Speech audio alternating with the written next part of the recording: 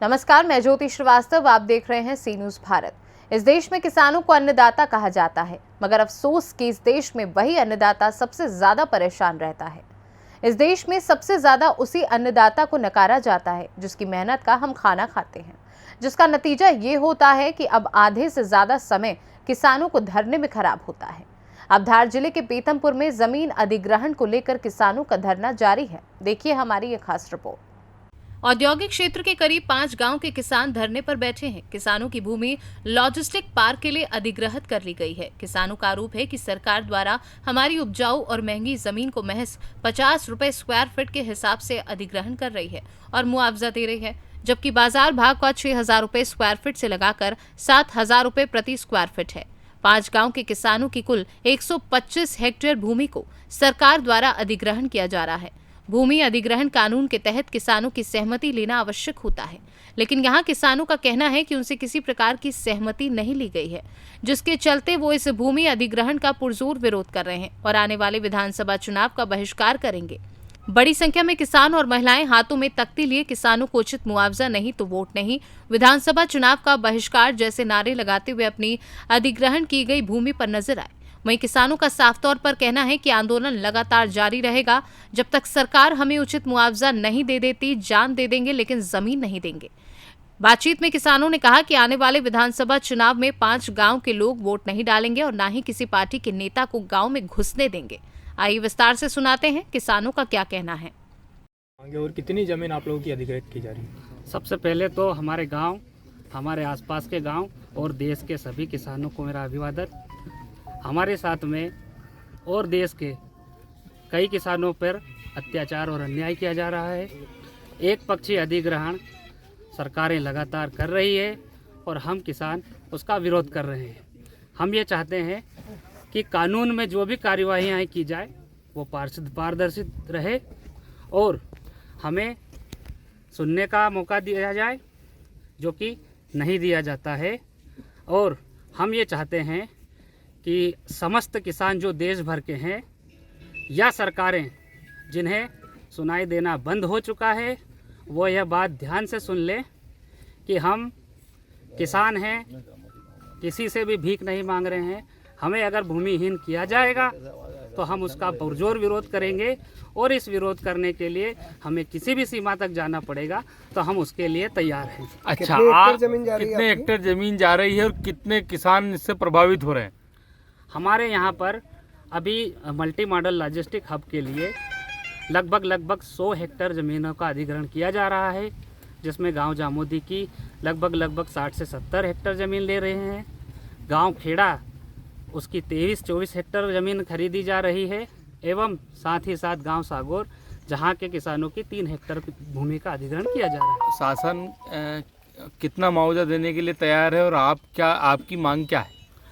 हमारी तो यह मांग है कि हमें हमारी ज़मीनें देना ही नहीं है। ठीक है। हम ये चाहते हैं कि इतनी उपजाऊ भूमि हम बेचना ही नहीं चाहते। हम हमारी ज़मीन पर हम हमारा खेती किसानी करना चाह रहे हैं। हमें ज़मीन बेचने की हमारी कोई इच्छा नहीं है। ठीक है, आपका नाम बता दो। मेरा नाम है दिलीप राव खरात, मैं गांव जामोदी का कृषक हूँ। धन्यवाद।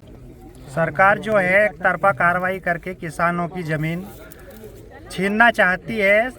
हमारे लगभग 112 हेक्टेयर ज़मीन 3-4 गांव की मिलकर सरकार एक्वायर कर रही है और सरकार ने किसी प्रकार की कोई सहमति किसान से नहीं ली है, ना किसी सरकारी अधिकारी ने किसान से संपर्क करा है और कोड़ियों के दाम सरकार खरीदना चाहती है। हमारे क्षेत्र में 5 से 7 हज़ार रुपये स्क्वायर फीट के प्लाट बिकते हैं, जबकि हमारी ज़मीन 50 रुपये स्क्वायर फीट में सरकार एक्वायर करना चाहती है। इसमें हम किसानों की पूर्णतः सहमति है एवं हम ज़मीन देना नहीं चाहते हैं। कोई सरकार का नुमाइंदा हमारे यहाँ सहमति के लिए आया नहीं है, आज तक भी नहीं आया है और पूरे मतलब कि तानाशाही करके सरकार किसानों से ज़मीन छीनना चाहती है। सरकार चाहे तो हम सब किसानों को गोली मार के हमारी ज़मीन ले सकती है। हम मरने के लिए तैयार है, हमारी ज़मीन देने के लिए तैयार नहीं है। कानून की जितनी भी प्रक्रिया इन्होंने करी है पूरी तरह फ्रॉड तरीके से करी है। कोई भी मतलब एक भी नियम का इन्होंने जो अधिग्रहण कानून है उसका पालन नहीं करा है। हाई कोर्ट में हमने जो केस करा था उसमें भी इन्होंने फ्रॉड करके हमारी रिट पिटीशन जो है लगी हुई थी, उसके बावजूद इन्होंने अवार्ड कर दिया है लंबित रेट और हमको मतलब पूर्ण तरीके से ये हमको आत्महत्या करने पर मजबूर कर रही है सरकार। इस बार चुनाव में क्या करेंगे आप? चुनाव में हमने एक ही हमारा निर्णय है समस्त किसानों का, और मैं पूरे मध्य प्रदेश के किसानों से आह्वान करना चाहता हूं कि चुनाव का पूर्ण तरीके से बहिष्कार करें। नेता कोई भी हो, किसानों की नहीं सुनता है।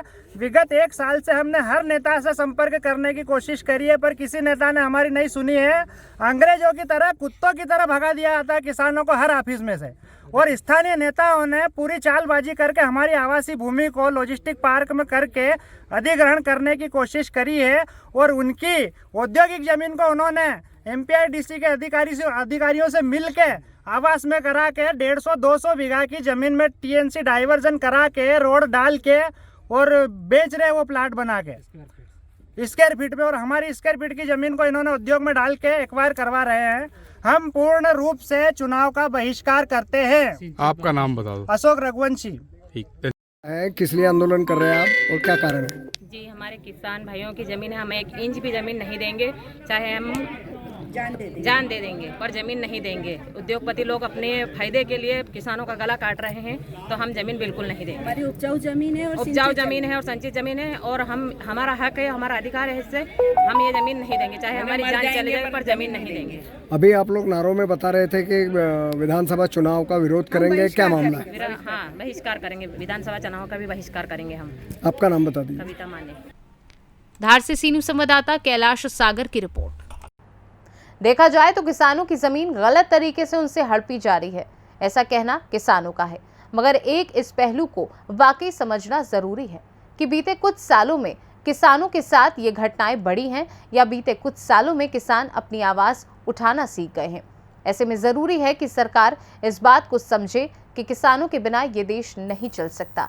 इसलिए किसानों की जरूरतों को समझना और उनकी समस्याओं का हल करना उनकी प्राथमिकताओं में होना चाहिए। फिलहाल के लिए इस खास खबर में बस इतना ही। देश दुनिया की तमाम खबरों को जानने के लिए आप देखते रहिए सी न्यूज़ भारत।